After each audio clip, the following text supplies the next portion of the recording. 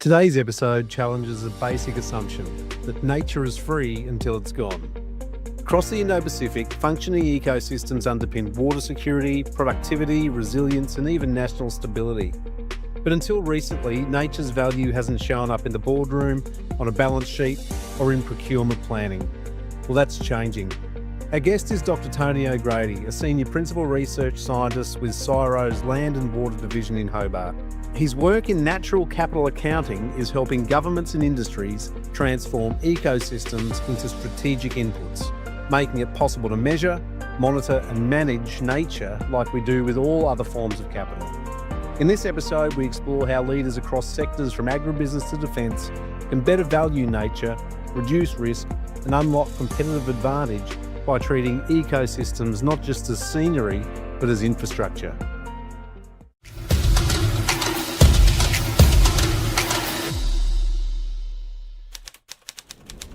Dr. Tony O'Grady, thank you for joining us on the VAXA Bureau Intelligence Optimised podcast. How are you today, mate? Really well, thanks, Todd. How are you? A bit better for speaking with you. I know how busy you are as a world-leading famous scientist solving the world's problems, so I really appreciate your time. Thank you. Thanks for the opportunity to have a chat about all things natural capital. Oh, mate, it's intriguing because I know nothing about natural capital, but I've been listening to you talk about it for a long time and it actually gets me excited. But I also just want to throw in here, just for our listeners, a bit of a disclaimer that we're family. You can't choose your family. You're stuck with me. I apologise for that. Oh, that's both ways, doesn't it? So, Tony, mate, can you just give us a quick overview of your work and the kinds of challenges that your team is addressing? Yeah. So, as you know, I work with CSIRO Environment down here in Hobart. And, you know, for much of the last decade, I've been championing this concept of natural capital.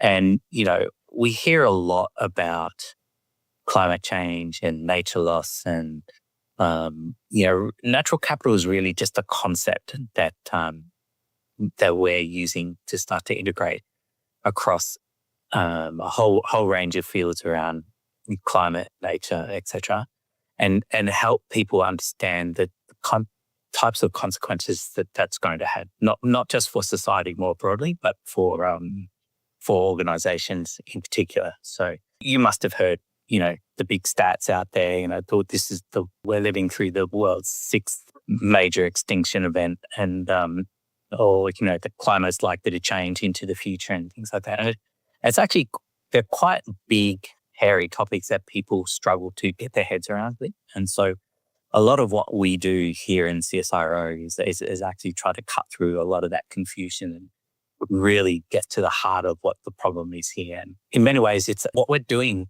currently is fundamentally affecting the sort of systems that we all rely on. You know, the capacity for. Actually, I'm going to stop there. You know, that's okay, mate. No, all good. No, we'll just keep going. But you know, like we often think about, you know, we hear a lot about, you know, extinction and things like that. And we think it's about, you know, maybe it's a koala, you know, the risk to koalas going extinct or Sumatran tigers and things like that. But it's a much more fundamental problem than that, right? The loss of nature and, you know, climate change is a big driver of that. But there are 5 big drivers of climate change. Is fundamentally affecting those processes that we rely on. So, you know, about 2/3 of the oxygen that we breathe comes from the oceans, and the other 1/3 comes from forests on land. Those systems are degrading at such a rate that their capacity to produce oxygen is also decreasing. So what we try to do is really start to untangle these webs and get to the core of the problem, and then start to think about what risk does that pose, and how do we start to address those risks, and start to think about what are the strategies organisations, society and organisations more broadly can start to implement to address this challenge. That's really important work, mate, because there are a lot of believers and naysayers, and when you say climate change, I guess you think, well, climate's been changing since day dot. It's obviously, though, becoming evident that, like you said, if oxygen's decreasing, due to whether it's the volume of water or volume of trees or whatever it is that's actually affecting that, that's a big problem for everyone, not just for leaders and for business, but for everyone, right? I'd say you've touched on a really important point there. Okay, climate has changed historically. But human civilizations have evolved in, basically over the last 10,000 years in a period where the climate has been really stable.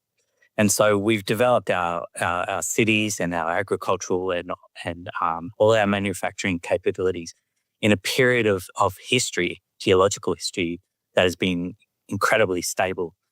But an outcome of that is that we are fundamentally changing that system and increasing the volatility and increasing the capacity of the earth to maintain that stability. And so it actually creates a genuine risk for society that I'm not sure that people fully get or fully comprehend on a sort of day-to-day basis. And Yeah, perhaps also people, I guess we've all got our head in the sand. We don't want change. We saw what happened. You talk about extinction as well. You think about dinosaurs and, one, we don't want it to happen to us, or two, we think it'll never happen to us in our time. It's not going to be someone else's problem, but it's obviously a problem today for us to all solve and whatnot. But mate, can you just tell me, what does natural capital accounting actually mean in practice, and why is it gaining traction across government, finance and infrastructure sectors? so the whole concept of natural capital accounting and natural capital assessment, it's just a really rigorous and structured way to think about, well, if nature is providing these services for us, so the capacity to maintain climates, the capacity to produce clean water, the capacity, the pollination services that feed us, right? Natural capital accounting and assessment is just a straightforward process to actually value those services. So to think about, well, what's the contribution of those services to our production systems? And then, flowing from that, what are the impacts that we're having on nature? What are they likely to do to those services? And what can we put a dollar value or can we value those impacts? And conversely, if we're dependent on some of these services, what's the value of that contribution to your business, Todd? How do you take that consideration in against all the other inputs into your business and start to think about it as a contribution to your actual revenues and things, your To the your P&L own. and the Yeah, exactly. So a lot of what we're doing is actually thinking about, well, how do we put nature onto the balance sheet? What does an environmental profit and loss statement look like? Look like. So that's the accounting side of things, right? So can we adapt existing financial accounting approaches and start to implement and basically extend those concepts to include nature more broadly as an asset class on your balance sheet and that gives you the capacity then to really be quite explicit around what's the value of the assets that you have under management, what's the value of the contributions that those assets are making to your business, and what's the value of the risks associated with loss of those contributions into the future. So it's really trying to connect the dot between, physical nature and the financial implications for governments and organisations more broadly. And would it be fair to say it's not that foreign, given, I guess, the rise of carbon accounting over the last 10 years especially? No, it's been around for a long time. So, I think the term natural capital was first used in the 70s. Okay. So, environmental economists have been doing valuations of ecosystem services for many years. So it's not necessarily a new concept. It's 30, 40 years old already right at that time. But it is new in the way that people are starting to understand, well, this ongoing loss of nature or climate change are creating genuinely material risk that we need to start to incorporate into our decision making. And so how do we do that? One way of doing that is to actually utilize the tools that you already have at your disposal. So you sort of management accounts and your disclosure accounts, and start to bring that more broadly into your thinking. So, And it's obviously really important that we value our ecosystem. So, why is it no longer enough just to see nature as a backdrop? And what shifts when we treat ecosystems as strategic assets with economic and functional values? So that's a good question, right, Todd? And, I was listening to one of your podcasts the other day, actually, and at the core of that problem, that's a natural capital problem, right? So he articulated really nicely the dependence of our food systems on the supply of phosphorus.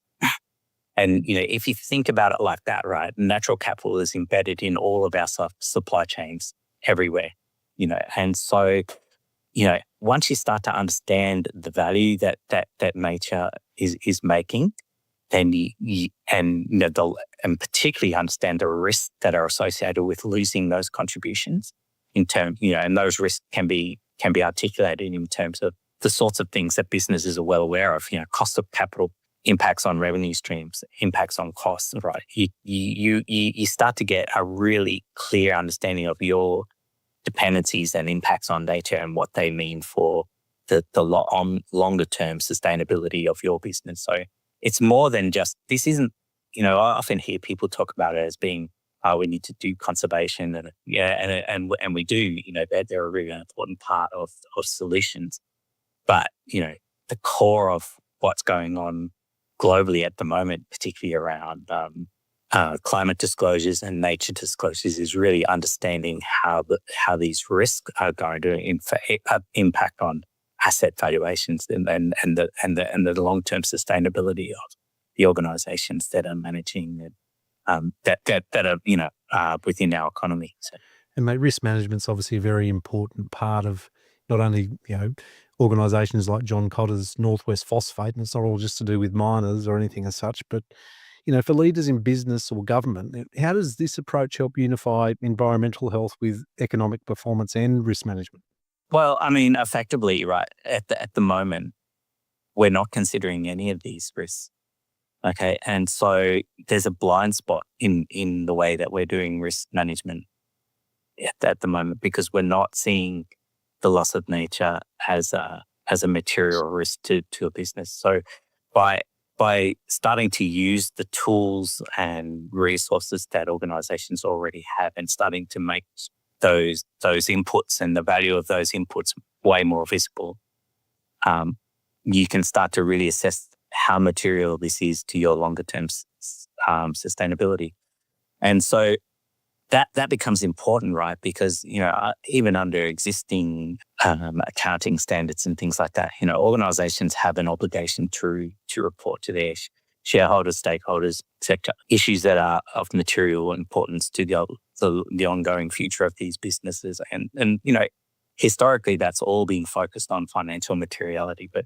But what we're seeing, particularly with climate disclosures and more recently the nature-related disclosures, is that these are material. These do have the potential to have material impacts on the long-term financial viability of these organizations, and stakeholders need to know about that. And so investors are starting to ask questions around what is the value of assets at risk here? What's the value of the likely impacts on revenue streams or likely impacts on cost of production and things like that? Because, they can start to make decisions around, are you a good investment or not?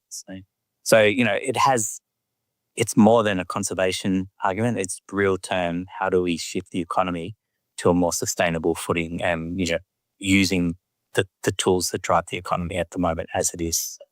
And mate, it's not just here in Australia. When I put my, you put your thinking cap, well, how's that really going to affect us here in Australia? But the broader Indo-Pacific, like Papua New Guinea, as a really good example, India, Nauru, where they've Nauru especially, like they had a phosphate mine up there. They've mined the hell out of it. It's gone. their natural capital's gone. The only thing that was earning the island money gone.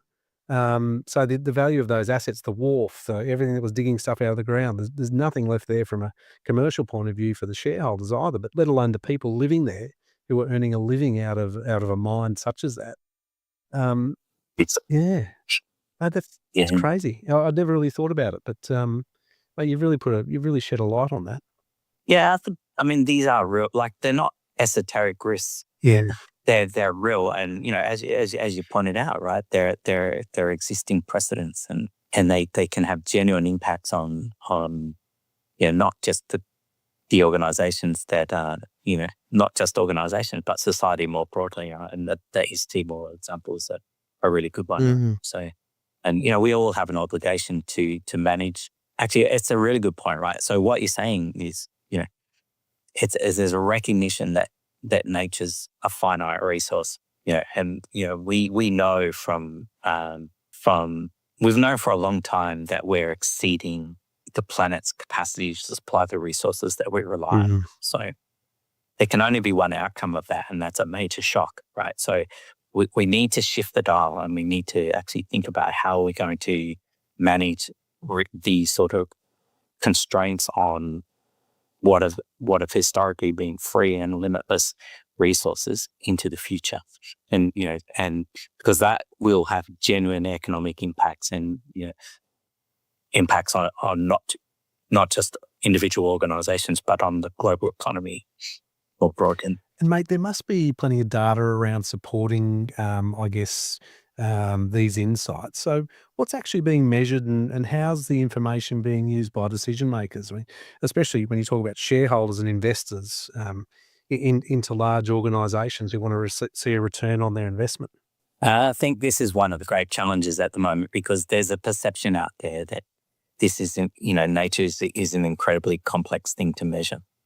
And in general, it actually is, right? But there has been an emergence of, there has been a consensus emerge over the last 5 years, but it has been around for a lot longer, right? And so what we really need to understand is, what is the state of nature? So, and you can measure that in terms of stocks or extents of particular ecosystems or resources. What's the quality of those assets? And what's the condition of those ecosystems, or the grade of the ore that you're extracting, and things like that. And more importantly, to actually understand how do you value that is what are the flows of goods and services that are coming from nature, and at that point you can start to use existing economic models, just discounted cash flow type models to put a value on those goods and services and start to get an estimate of the value of the assets. But we're also being asked to say, well, what are our impacts? Okay, so what are the outputs back into the environment? So things like pollution, our emissions to the atmosphere. What are we doing? How are our operations impacting the spread of invasive species? How does our resource use impact on the value of these underlying assets? And what does land use change or ocean use change mean for biodiversity? So there really is, at a high level, there's probably half a dozen or so key indicators. I mean, obviously you can break them down because you start thinking about what's metrics by particular asset types or by particular pollutant types and things like that. But ideally, what we have seen, and particularly through things like the Task Force for Nature-related Financial Disclosures, is a lot more consensus on what we need to measure, and then how we might take those measures and then start to consider them from a risk perspective in terms, as I said before, impacts on asset value, impacts on revenue, impacts on cost, and things like that. So I think we're heading in the right direction. We still have a little way to go in terms of particularly that quantification of some of these impacts and dependencies and the associated risks to those drivers of business performance. That's interesting, mate. You're not sugarcoating this, but you're a well-respected global expert on this. You travel around the world regularly speaking on high-stakes panels. You would have seen what best practice looks like at the moment globally and in Australia. Are there any good examples that, where natural capital accounting is being applied successfully in policy, investment, or operations that you've seen? Yeah, there is, so, in my world, in Tasmania down here, there's a really good example of a set of natural capital accounts that came from a forestry company called Forico. And that they've captured the attention of the globe without a doubt, right? Even one of the first sort of corporate attempts at putting nature into those financial statement, that format of financial statements, balance sheet, profit and loss statement, etc. So, a really good in a way that kind of provides a North Star. BHP had done pilots on natural capital accounts as well, on assets, to understand how they're over the life of their mining life of mine, what their impacts and dependencies have been on nature, and again using similar sort of concepts around constructs of balance sheets, etc. So there's a very7famous example from Kering. Kering is one of those sort of global brand houses where, with lots of the sort of boutique brands that sit underneath them. And, they're they're the pioneer of this concept of environmental profit and loss statements. So it has emerged. I think it's really starting to pick up in momentum now, particularly on the back of initiatives like the Capitals Coalition internationally, things like the Task Force for Nature-Related Financial Disclosures, the Task Force for Climate-Related Financial Disclosures, who are working with the International Financial Reporting Standards to incorporate this disclosure regime into existing corporate disclosure requirements. So it is starting, those examples are starting to emerge more rapidly. And you're getting to one of the core challenges that we as an organisation face is, how do we serve up information that is timely and credible and decision useful in a way that's cost effective, that can be applied broadly across the economy, is probably what keeps me up most nights. I don't want to come across as being kind of pessimistic. Look, this is I think we're at a point in history that's a real opportunity to transition to a more just and sustainable future, right? And we're starting to step into this mindset of, or how do we do things better, right? And how do we do things more sustainably? And there are lots of opportunities to shift the way that we're doing things and to transition to new business models that will create significant opportunities for people to, for organisations, and particularly the early adopters in all of this work. So It's, mate, one thing that I sort of think about is that, especially the last 15 years where, there's a lot of imposts on businesses to report and implement new policies and procedures of how to do things, to appease the minority, so to speak. Is this another, the last thing you want, because this is a finite resource we're dealing with, right? The globe. It's, those coal mines don't just keep, filling up like a self-licking ice cream all the time. How do you, I guess, combat the challenge of people thinking, oh, this is just more bloody greenwashing, or we've just got to, we're just here to appease the board of a large company, or shareholders who say that they want to see this happening. How do you get around that? Yeah, it is a challenge. Okay. And, it's this, there is a mindset that this is just increasing compliance, and, and increasing compliance comes with increased costs and things like that. And I fully understand that, right? I might have to write contracts and start to supply a whole range of information that we would never have to have done just to cross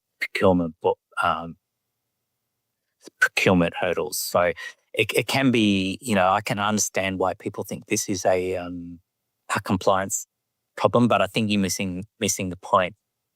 I think we missed the opportunity. So, and that's why I really think it needs to be framed as risk. And it does take organisations to really sit down and think about, well, what are the risks for me, right? And then from that understanding comes the strategies and the opportunities to address those risks. And what we actually want here is not increased compliance. We want businesses that are sustainable and profitable into the future for the long term. So I think we've got to move. We've got to constantly push beyond that compliance argument. This isn't actually about. Compliance is going to play a really important role because it's going to be the thing that makes everyone get on board, right? But if you treat it as a compliance exercise, you're missing the opportunity to think about the opportunities that are likely to flow from, changing processes, generating new revenue streams, all of that sort of thinking. It really needs to be considered from a strategic lens, not a compliance lens. Yeah, that's a great point. That's a really good point, mate. So there's an opportunity for first mover advantage almost, even though it's been around for a while, but you don't hear too many companies doing this. So there could be a good opportunity here. Yeah, there definitely will be. And I think it's really important that we support, particularly in the early phases where there's a lot of uncertainty, that we support and support these organizations to do this. And to some extent, that it's a risky enterprise in itself, right? You touched on the concept of greenwashing just before, right? Like, organizations generally are pretty scared of being accused of being, of greenwashing here, right? So, and there is still a lot of uncertainty around how to measure some of these things or what these measurements mean. But it's really important that we give organizations the room to actually take this on and do it in a relatively safe way, so that they can't be accused of greenwashing. Because the alternative to that is green hushing, right? So organizations don't disclose what's going on. More importantly, and as we sort of talked about before, understanding those impacts and dependencies and the risks that are associated with those is actually a financially material piece of knowledge that needs to be out there, right? That the whole it's incredibly important for those flows of capital that are so important to the economy, right? That they're flowing into practices, businesses, areas that are going to you're confident you're going to be able to get a return on investment. Yeah, that's a really important point, mate. So Tones, what are the practical applications for sectors like defence, agribusiness, logistics, infrastructure across the Indo-Pacific? So critical infrastructure, critical industries. Yeah, particularly in regions where ecological stability underpins national resilience. Yeah, that's a really good point, right? And again, you can come back to Nauru. example, right? Like there's a company, a country that has depleted a resource to a point that can fundamentally impact the economy of that nation and the health and well-being of those people, right? And so where do those people go? You can think about, particularly around that equatorial belt, that there's a future there that can potentially be uninhabitable. And so where do all those people go? Against a context of rising sea levels, heat, are we going to see mass migration, right? So you can start thinking through, wow, that has defense implications as resources become more constrained. There's more conflict, or there's more immigration. It has quite significant potentially it can have quite significant impacts on that sort of geopolitical context, geopolitical environment for the next couple of decades in particular. So yeah, we touched on food security, right? As the climate's less able to, as nature is less able to provide those goods and services that we've always taken for granted, the fertilization, the pollination, etc. We're going to have to put more inputs into the system to feed our people. Or the alternative is, the supply chain of food starts to get more fractured and disrupted through time. So I think there are quite significant risks involved for us, and governments need to be cognizant of that. As a society, we just need to start tackling this problem. I reckon it's quite probable that in the future there'll be wars fought over food and water security. And I don't think it's that far off. You look at, Africa as an example.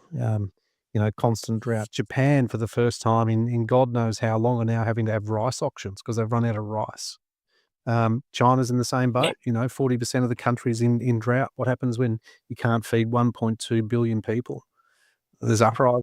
So, I mean, and there are historical precedents to these sorts of things as well, right? Like conflict has often been around access to resources, things like that. So, it does have genuine defense implications. And, as you talk about the stability of our region as well. So it's, I hope it doesn't get that bad, and I hope we can shift the boat. And the important thing is, in all of this is we have solutions ready to go, right? We know how to fix a lot of these problems. And so it does take political will. It takes will from businesses. It takes will from society, right? It's not just that is one point I would like to make. There is a lot of focus on how businesses can respond here. This needs systematic change right from the tops of governments to individuals. And it shouldn't all be on businesses, right? We all have a responsibility here. Yeah, that's a really good point. That's a very good point. So, mate, if I'm leading a company or a regional program or even government, what's the first step in applying natural capital thinking to planning or reporting? If I was running a business right now, I would be there are two things I would do immediately, which aren't going to cause you too much grief, right? I would ensure that my governance structure is seriously dealing with climate, nature risk, and more broadly, risks associated with rising inequality and technological risks. So really starting to build up the capabilities within your organizations to deal with that broader spectrum of risks. Putting in place those structures that information is getting up into and to board level decision making and in front of boards. And that's not a hard thing to do, right? Like it could just be a case of expanding the scope of existing subcommittees or creating new subcommittees with key responsibilities around seriously addressing the impacts and dependencies that particular organisation has on nature. And then, beyond that, then you can start to put in place the measurement programs to actually monitor those risks, making sure you're collecting the right data to actually put valuations on some of these so you can really assess the materiality of that.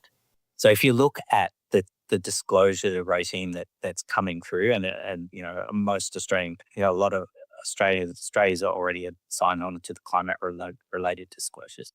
It's built around 4 pillars: governance, risk management, strategy, and metrics and targets. Right. So I think three of those 4 pillars. The governance, the risk management, and the strategy, they can be done now straight away. You can start putting in place the processes to do them, and from then will flow the imperative to start getting out, deciding what to measure, how to measure, and what those measurements mean more broadly. And businesses do it every day with other inputs into their business, so it's not much of a change, is it? I don't think it is a big change, right? It's an expansion of scope. And, one thing I do hear a lot is, we're too busy dealing with climate.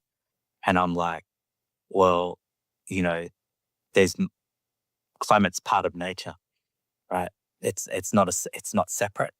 The nature thing is as important. The rising inequality is as important. The technological changes that we're seeing is as important, right? Like start to think more systematically around this, because we're not asking for major changes in structure. We're just really asking for a change in the way what risks we assess and how we assess them.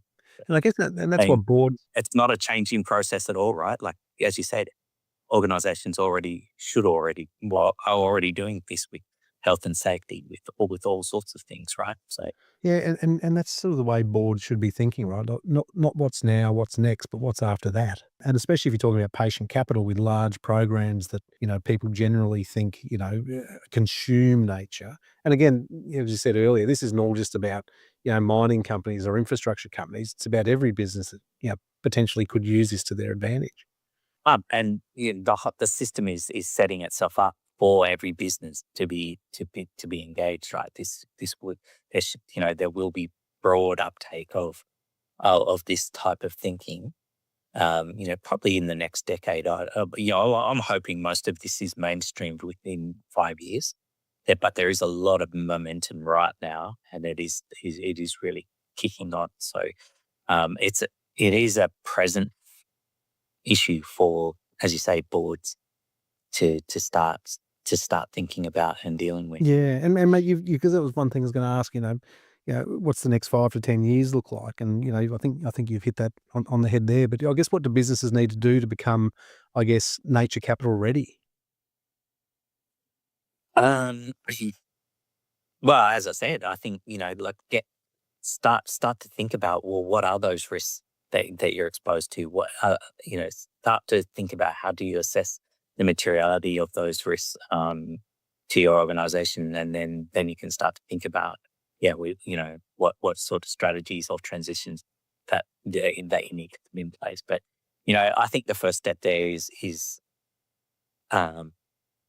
I can understand why organizations can be overwhelmed by this, and that there needs to be that capability development in all of this, right? Because this isn't the remit of the sustainability team. This is in many respects, this will be most successful when this is the remit of the chief financial officer, and it's driven by the CFO, and and that we're integrating this thinking across the whole organization. Yeah, I wonder if in a few years to come, mate, we'll see KPIs of boards and CEOs include something around natural capital. We've seen it with other bits and pieces, health and safety, but also equality and other bits and pieces. It'll be interesting to see. Oh, I hope so, and I think it's going to be one of the it's one of the really important ways that we can start to mainstream this thinking, right? Because if you've got key performance indicators around some of this, and it is coming, right? I'm pretty confident that that'll be one of the key drivers for that mainstreaming type of activity. That there are clear lines of responsibility and implications, positively or negatively, for not meeting those performance indicators. So Yeah. So Tones, finally, mate, if you could leave one message with leaders across the Indo-Pacific, what should they take away from this conversation today? hopefully it's a story of hope, right? Like, I think, there's I think we're at a transition point where we need to really take these into account, and then start to plan how we're going to adapt to these. I mean, effectively, they're just resource constraints, right? So, we need to be prepared for that. So, I would encourage people not to be despondent and it's all too big, because it's actually not that difficult. It's not a massive change to the way they already do business. There's a little bit of work in increasing your capability and your awareness, and and understanding the importance of that. But I don't see major changes to the way the governance structures and things like that. So just get on board, learn. Jump on the O'Grady Express. Yeah. The nature trains left the station, right? So it's time to get on board, right? So mate, is this something that CSIRO help businesses with, or is it more left to consultants to, for businesses to engage consultants to get their head around how to do this? Yeah, good question, right? Obviously what we've been doing is we've been working quite closely with businesses in CSIRO, and there are a number of people out in the world doing this. It's not just CSIRO, obviously, but this is a global effort. And CSIRO has an important role to play, right? Because, particularly in the work that we've been doing is trying to reduce confusion, give organizations really clear guidelines on how to start to tackle this. We've produced something, a little shameless plug here, the Natural Capital Handbook, right? It's designed to cut through the sort of the noise and confusion that sits around all of this natural capital accounting and assessment stuff. So, yeah, and I think the other role that Sara can play is really starting to fill the research gaps in terms of where we know we have knowledge gaps, particularly in relation to particular services or ecosystem functions and things like that. That is the role that Sara can play. We can start to develop the sort of input data sets that people can use, so that everyone's singing off the same play sheet. Again, I think R&D has a really important role in driving consistency in how these things get measured and how things are done, and also in bringing down the cost of these sort of data products, because it is a spatially explicit and data intensive process, right? So on the consultant thing, I think I'm 100% sure consultants are busting to get in on this, but my opinion on that has always been, and probably a little bit controversial, so apologies to any consultants, right? Like, I really feel that doing this in-house will maximize the value. So, even from my own experience, I've handed over sets of accounts and to the sort of, great, they look great, what do we do with these, right? You've got to sort of have gone through that journey of understanding why it's important and why this information is of value to you, so. I mean, I suppose the analog is, do you hand over your management accounts to a consultant? Yeah, good point. But I mean, some businesses won't know where to start, right? No, and a lot of businesses won't know where to start, and I think consultants can definitely help at that point. But and again, I suppose part of our role is also providing that sort of baseline information on concepts and trying to make it accessible to people that aren't necessarily environmentalists or whatever, right? But But I think the thing that I often reflect on, right? In my heart, I'm an environmental scientist. I'm a plant scientist, but this is actually an economic or problem. It's a financial problem, right? So there's a lot of capability that already exists within organizations that can tackle these problems.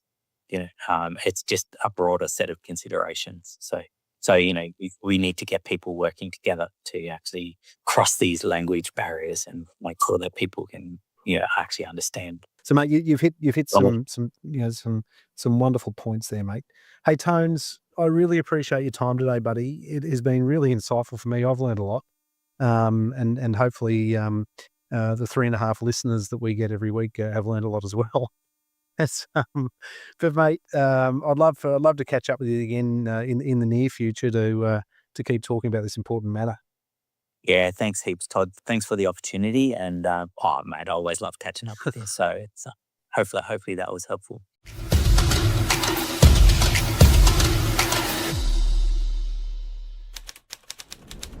That's it for this episode of the VAXA Bureau Intelligence Optimised podcast. If you found value here, subscribe, rate the show, and share it with someone building the future of critical industry.